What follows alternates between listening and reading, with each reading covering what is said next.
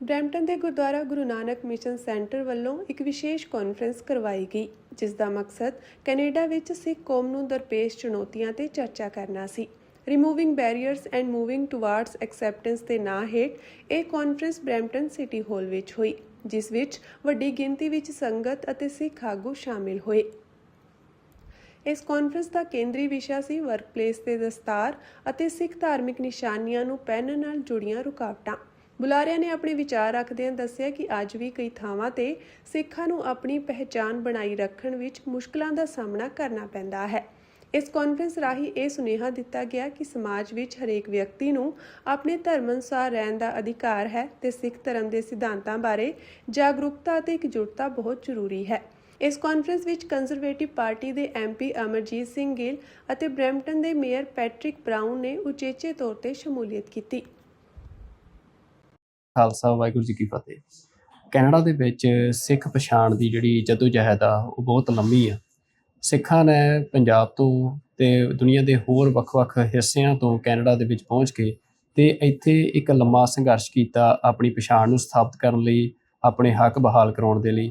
ਤੇ ਅੱਜ ਉਸ ਸੰਘਰਸ਼ ਦੇ ਸਦਕਾ ਅਸੀਂ ਦੇਖਦੇ ਹਾਂ ਕਿ ਕੈਨੇਡਾ ਦੇ ਵਿੱਚ ਸਿੱਖ ਦਸਤਾਰਾਂ ਸਜਾ ਕੇ ਉੱਚ ਅਹੁਦਿਆਂ ਦੇ ਉੱਤੇ ਇੱਥੋਂ ਦੀ ਪਾਰਲੀਮੈਂਟ ਦੇ ਵਿੱਚ ਉੱਥੇ ਜਿਹੜੀਆਂ ਆਪਣੀਆਂ ਸੇਵਾਵਾਂ ਆ ਉਹ ਦੇ ਰਹੇ ਨੇ। ਤੇ ਸਿੱਖ ਭਾਈਚਾਰੇ ਨੇ ਇੱਕ ਵੱਡੀ ਥਾਂ ਜਿਹੜੀ ਆ ਉਹ ਕੈਨੇਡਾ ਦੇ ਦੇਸ਼ ਦੇ ਵਿੱਚ ਆਪਣੀ ਬਣਾਈ ਆ।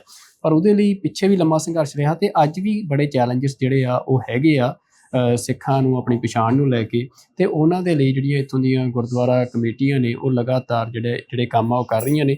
ਤੇ ਇਸੇ ਤਰ੍ਹਾਂ ਦਾ ਅੱਜ ਇੱਕ ਪ੍ਰੋਗਰਾਮ ਜਿਹੜਾ ਆ Gurdwara Guru Nanak mission centre Brampton ਦੇ ਵੱਲੋਂ ਕਰਵਾਇਆ ਗਿਆ, ਜਿਹਦਾ ਟਾਈਟਲ ਆ removing barriers and moving towards acceptance. Brampton city hall ਦੇ ਵਿੱਚ ਇਹ ਇੱਕ ਟਾਊਨ ਹਾਲ ਮੀਟਿੰਗ ਹੋ ਰਹੀ ਆ, ਜਿਹੜੀ ਸਿੱਖ ਪਛਾਣ ਦੇ ਸਾਹਮਣੇ ਜਿਹੜੀਆਂ ਚੁਣੌਤੀਆਂ ਨੇ ਉਹਨਾਂ ਨੂੰ ਲੈ ਕੇ ਉਹਨਾਂ ਨੂੰ ਐਡਰੈਸ ਕਰਨ ਦੇ ਲਈ ਕੀਤਾ ਜਾ ਰਿਹਾ। ਤੇ ਮੇਰੇ ਨਾਲ ਮੌਜੂਦ ਨੇ ਇਸ ਸਮੇਂ ਇਸ ਈਵੈਂਟ ਦੇ ਜਿਹੜੇ ਮੇਨ ਆਰਗੇਨਾਈਜ਼ਰ ਨੇ ਗੁਰਦੁਆਰਾ ਗੁਰੂ ਨਾਨਕ ਮਿਸ਼ਨ ਸੈਂਟਰ ਦੇ ਸੇਵਾਦਾਰਾਂ ਦੇ ਵਿੱਚੋਂ ਭਾਈ ਮਨੋਹਰ ਸਿੰਘ ਬਲ ਹੋਰੀ। ਤੇ ਭਾਈ ਮਨੋਹਰ ਸਿੰਘ ਬਲ, ਸਭ ਤੋਂ ਪਹਿਲਾਂ TV 84 ਤੇ ਤੁਹਾਨੂੰ ਜੀ ਆਇਆਂ ਨੂੰ ਜੀ। ਵਾਹਿਗੁਰੂ ਜੀ ਕਾ ਖਾਲਸਾ, ਵਾਹਿਗੁਰੂ ਜੀ ਕੀ ਫਤਿਹ। ਤੇ ਪਹਿਲਾਂ ਵੀ ਗੁਰੂ ਨਾਨਕ ਮਿਸ਼ਨ ਸੈਂਟਰ ਕਮਿਊਨਿਟੀ ਦੇ ਵਿੱਚ ਲਗਾਤਾਰ ਆਪਣੀਆਂ ਸਰਵਿਸਿਜ਼ ਦੇ ਰਿਹਾ ਹੈ। ਤੇ ਅੱਜ ਦਾ ਜਿਹੜਾ ਇਹ ਈਵੈਂਟ ਆ ਮਤਲਬ ਜਿੱਥੇ ਬਿੱਲ 21 ਆ ਰਿਹਾ ਕਿਊਬਿਕ ਦੇ ਵਿੱਚ ਤੇ ਹੋਰ ਜਿਹੜੇ ਬਿੱਲਸ ਨੇ ਇਸ ਤਰ੍ਹਾਂ ਦੇ ਲੈਜਿਸਲੇਸ਼ਨਸ ਆ ਰਹੇ ਨੇ, ਸਿੱਖਾਂ ਦੇ ਲਈ ਇੱਕ ਸਵਾਲ ਖੜਾ ਹੋ ਰਿਹਾ ਕਿ ਸਾਡੇ ਲਈ ਭਵਿੱਖ ਕੀ ਹੈ ਕੈਨੇਡਾ ਦੇ ਵਿੱਚ ਆਪਣੀ ਪਛਾਣ ਨੂੰ ਲੈ ਕੇ।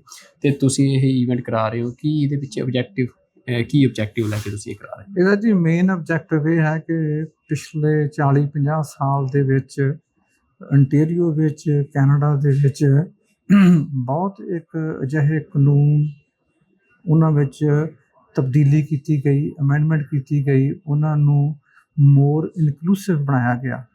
ਔਰ ਉਹ ਜ਼ਿਆਦਾ ਤੌਰ ਦੇ ਉੱਤੇ ਜਦੋਂ Canadian charter of rights and freedom ਇੱਥੇ ਲਾਗੂ ਕੀਤਾ ਗਿਆ ਉਸ ਤੋਂ ਬਾਅਦ ਹੋਇਆ। ਸੋ ਅਰਲੀ 80s ਦੇ ਵਿੱਚ ਉਦਾਹਰਨ ਦੇ ਤੌਰ 'ਤੇ ਟੋਰਾਂਟੋ ਪੁਲਿਸ ਦੇ ਵਿੱਚ ਦਾ ਜਿਹੜਾ ਡਰੈਸ ਕੋਡ ਸੀ ਉਹਦੇ ਵਿੱਚ ਵੀ ਦਸਤਾਰ ਦੀ ਮਾਨਤਾ ਨਹੀਂ ਸੀ ਹੈਗੀ। ਪਰ ਹੌਲੀ ਕਰਕੇ ਪਿਛਲੇ 40-50 ਸਾਲ 'ਚ ਮੈਂ ਖੁਦ ਵੇਖਿਆ ਕਿ ਕਈ ਇੱਕ ਜਿਹੜੀਆਂ ਇੰਸਟੀਟਿਊਸ਼ਨਸ ਹਨ ਆਪਣੀਆਂ ਪੁਲਿਸ ਫੋਰਸ ਦੇ, ਇੱਕ ਉਦਾਹਰਨ ਦੇ ਤੌਰ ਦੇ ਉੱਤੇ ਉੱਥੇ ਅੱਜ ਤੁਸੀਂ ਵੇਖੋ ਕਿ ਅੰਟੇਰੀਓ ਦੀ ਹਰ ਪੁਲਿਸ ਫੋਰਸ ਦੇ ਵਿੱਚ ਸਰਦਾਰ ਆਪਣੇ ਮੁੰਡੇ ਕੰਮ ਕਰਦੇ ਹਨ। ਸੋ ਇਹ ਇੰਪਰੂਵਮੈਂਟ ਜਿਹੜੀ ਆ ਹੌਲੀ ਵਰਕ ਪਲੇਸ 'ਚ ਵੀ ਹੋਈ, ਸਕੂਲਾਂ 'ਚ ਵੀ ਹੋਈ, ਡਰੈਸ ਕੋਡ ਵਿੱਚ ਵੀ ਹੋਈ। ਤੇ ਓਵਰਆਲ ਐਕਸੈਪਟੈਂਸ ਜਿਹੜੀ ਆ ਜਾਂ ਇਨਕਲੂਸਿਵਨੈਸ ਜਿਹੜੀ ਆ ਜਾਂ ਬਰਾਬਰਤਾ ਜਿਹੜੀ ਆ ਉਹ ਆਪਾਂ ਨੂੰ ਅੱਜ ਵੇਖਣ ਨੂੰ ਮਿਲਦੀ ਹੈ। ਪਰ ਅੱਜ ਦੀ ਜਿਹੜੀ ਕਾਨਫਰੰਸ ਆ ਉਹ ਇਸ ਚੀਜ਼ ਨੂੰ ਥੋੜ੍ਹਾ ਜਿਹਾ ਹੋਰ ਐਨਾਲਿਸਿਸ ਉਹਦਾ ਕਰਕੇ ਵੀ ਕਿੱਥੇ ਹੋਰ ਕੋਈ ਅਜੇ ਸ਼ਾਰਟਕਮਿੰਗ ਹੈਗੀ ਆ।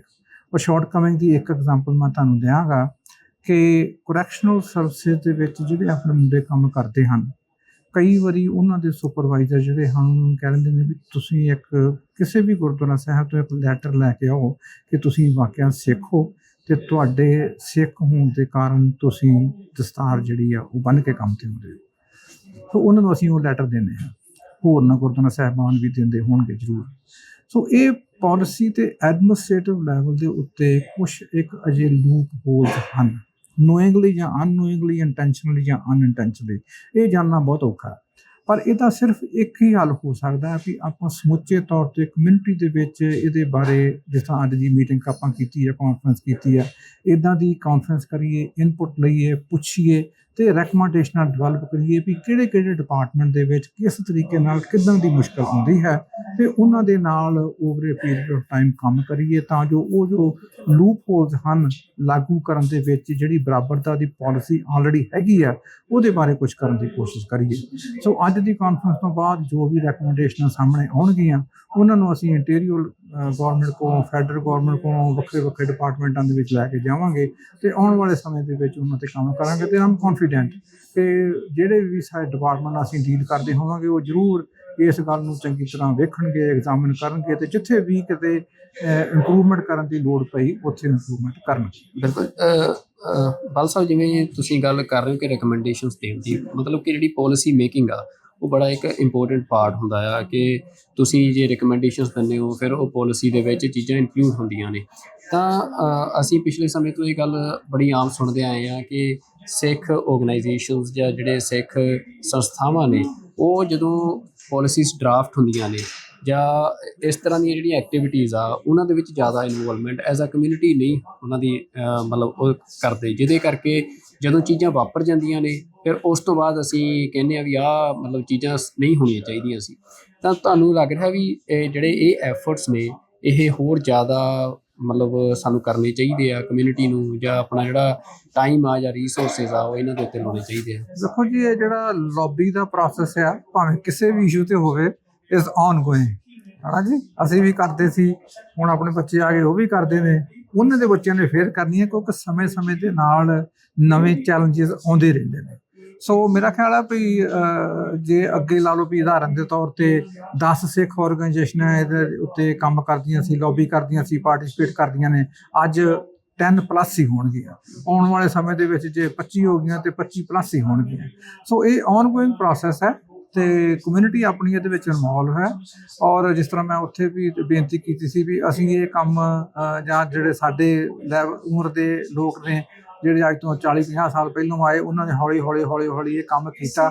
ਅੱਜ ਜਿਹੜੀ ਅਗਲੀ ਜਨਰੇਸ਼ਨ ਹੈ ਉਸ ਨੇ ਇਹਦੀ ਵਾਂਗਡੋਰ ਸਾਂਭ ਲਈ। ਅੱਜ ਸਾਰੇ ਪ੍ਰੈਜ਼ੈਂਟ ਉਹੀ ਕਰ ਰਹੇ ਨੇ ਜਿਨ੍ਹਾਂ ਨੇ ਇਸ ਇਸ਼ੂ 'ਤੇ ਕੰਮ ਕੀਤਾ, ਤੇ ਆਮ ਸ਼ੋਰ ਕਿ ਉਹਨਾਂ ਦੀ ਐਕਸਪਰਟੀ, ਉਹਨਾਂ ਦੀ ਅੰਡਰਸਟੈਂਡਿੰਗ, ਉਹਨਾਂ ਦੀ ਨੌਲੇਜ ਜਿਹੜੀ ਆ ਇਜ਼ ਮੱਚ ਮੋਰ ਦੈਨ ਜੋ ਸਾਡੀ ਆ, ਤੇ ਉਹ ਇਹਦੇ ਵਿੱਚ ਪੂਰਨ ਸਫਲ ਹੋਣਗੇ। ਤੇ ਆਉਣ ਵਾਲੇ ਸਮੇਂ ਦੇ ਵਿੱਚ ਜਿਹੜੇ ਫਿਰ ਚੈਲੰਜ ਹੋਣਗੇ ਉਹ ਅਗਲੀ ਜਨਰੇਸ਼ਨ ਨੂੰ ਫਿਰ ਪਾਸ ਆਨ ਕਰਨਗੇ।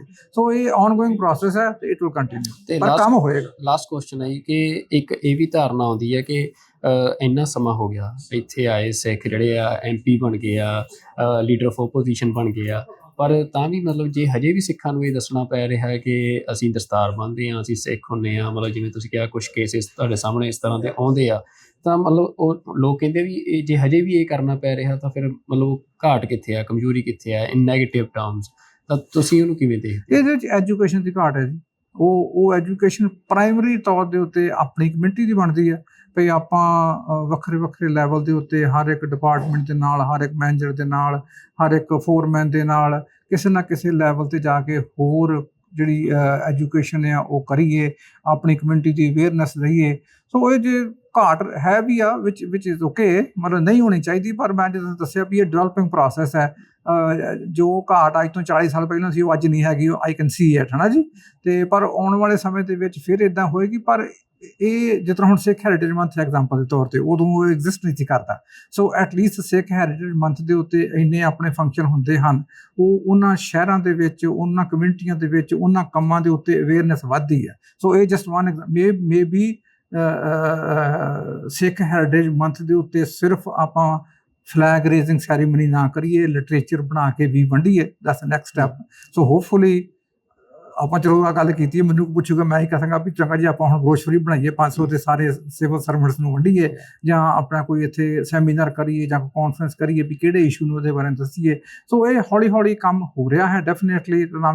I'm sure ਕਿ we are moving toward the positive to address this issue. ਬਿਲਕੁਲ ਜੀ, ਜਿਵੇਂ ਮਨੋਹਰ ਸਿੰਘ ਬਾਦਲ ਹੋਰਾਂ ਨੇ ਦੱਸਿਆ ਕਿ ਜਿਹੜੇ ਗੁਰਦੁਆਰਾ ਪ੍ਰਬੰਧਕ ਕਮੇਟੀਆਂ ਨੇ ਇੱਥੇ, ਉਹਨਾਂ ਦੇ ਵਿੱਚ ਇਹ ਦੇਖਣ ਨੂੰ ਆ ਰਿਹਾ ਕਿ ਜਿੱਥੇ ਉਹ ਗੁਰਦੁਆਰਾ ਸਾਹਿਬਾਨ ਜਿਹੜੇ ਸਿੱਖ ਧਰਮ ਦੇ ਵਿੱਚ ਜਿਹੜਾ ਸੰਕਲਪ ਆ ਕਿ ਉਹ ਮਹਿਜ਼ ਤੁਹਾਡੇ ਲਈ ਆ ਕੇ ਤੇ ਸਿਰਫ ਗੁਰੂ ਸਾਹਿਬ ਅੱਗੇ ਸਜਦਾ ਕਰਨ ਦੀ ਥਾਂ ਨਹੀਂ ਹੁੰਦੀ, ਪੂਰਾ ਇੱਕ ਸਿੱਖਾਂ ਦਾ ਜਿਹੜਾ ਐਡਮਿਨਿਸਟ੍ਰੇਟਿਵ ਸਟਰਕਚਰ ਆ ਕਮਿਊਨਿਟੀ ਦਾ ਉਹ ਉੱਥੋਂ ਰਨ ਹੁੰਦਾ ਆ, ਤੇ ਇੱਥੇ ਅਸੀਂ ਦੇਖ ਰਹੇ ਹਾਂ ਕਿ ਜਿਹੜੇ ਗੁਰਦੁਆਰਾ ਸਾਹਿਬਾਨ ਨੇ, ਗੁਰਦੁਆਰਾ ਕਮੇਟੀ ਆ, ਖਾਸ ਤੌਰ ਤੇ ontario ਗੁਰਦੁਆਰਾ ਕਮੇਟੀ ਤੇ ਉਹਦੇ ਨਾਲ ਜਿਵੇਂ ਗੁਰੂ ਨਾਨਕ ਮਿਸ਼ਨ ਸੈਂਟਰ ਗੁਰਦੁਆਰਾ ਸਾਹਿਬ ਅੱਜ ਦੀ ਇਵੈਂਟ ਕਰਾ ਰਿਹਾ, ਤਾਂ ਇਸ ਤਰ੍ਹਾਂ ਦੇ ਨਾਲ ਜਿਹੜੀ ਕਮਿਊਨਿਟੀ ਦੇ ਜਿਹੜੀ ਚਾਹੇ ਉਹ ਪਛਾਣ ਦਾ ਮਸਲਾ ਹੋਵੇ, ਚਾਹੇ ਕਮਿਊਨਿਟੀ ਦੇ ਪੋਲੀਟੀਕਲ ਰਾਈਟਸ ਦਾ ਮਸਲਾ ਹੋਵੇ, ਹਰ ਇੱਕ ਜਿਹੜੀ ਗੱਲ ਆ ਉਹਦੇ ਉੱਤੇ ਗੁਰਦੁਆਰਾ ਕਮੇਟੀਆਂ ਜਿਹੜੀਆਂ ਆ ਉਹ ਕਮਿਊਨਿਟੀ ਨੂੰ ਰਿਪਰੈਜ਼ੈਂਟ ਕਰਦੀਆਂ ਨੇ, ਤੇ ਜਿਹੜੀ ਕਮਿਊਨਿਟੀ ਦੀ ਗੱਲ ਆ, ਪੰਥ ਦੀ ਗੱਲ ਆ, ਉਹ ਅੱਗੇ ਲੈ ਕੇ ਜਾ ਰਹੀਆਂ ਨੇ। ਸਾਡੇ ਨਾਲ ਗੱਲਬਾਤ ਕਰਨ ਲਈ ਤੁਹਾਡਾ ਬਹੁਤ ਧੰਨਵਾਦ ਜੀ। ਵਾਹਿਗੁਰੂ ਜੀ ਕਾ ਖਾਲਸਾ, ਵਾਹਿਗੁਰੂ ਜੀ ਕੀ ਫਤਿਹ।